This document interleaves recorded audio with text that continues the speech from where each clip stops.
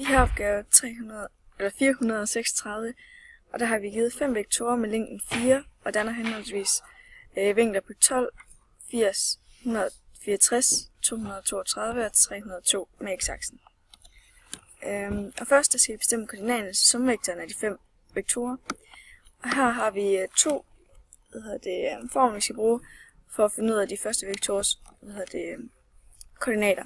Og det er cosinus til v er lige med hos og hyp.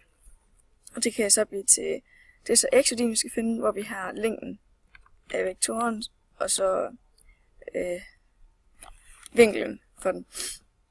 Og til at finde y, der bruger vi sinus til vinkel mod og hyp, og det er så y-værdien, der er mod, og længden, der er hyp. Og så selvfølgelig vinklen. Og så starter vi med de forskellige vektorer her, hvor vi bruger de 12 vinkel og 4 længde, og så finder vi x-værdien der.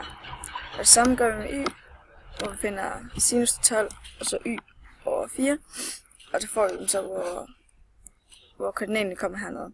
Og det gør vi dem alle sammen hele vejen ned, indtil vi har fundet dem alle sammen. Og der er et eftertjek her, hvor man kan se alle vektorerne og alle deres koordinater. Og så for at finde summen af sumvektoren, så har vi en formel her, hvor vi plusser alle de 5 vektorers x-værdier sammen, og alle vektorernes y-værdier sammen, og det giver så sumvektorens x- og y-værdier.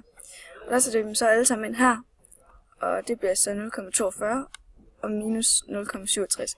Og det er så sumvektorens koordinater. Og der har vi en eftertjek her, med, hvor vi ser sumvektoren og dens koordinater. Så for at finde længden på sumvektoren, så bruger vi Pythagoras, som siger egentlig c i anden er lige med x i anden, eller c i anden er lige med b i anden plus a i anden. Og her har vi x og y-værdierne, som er b og a, og så længden det er c. Og så har vi bare sat det, hvad hedder det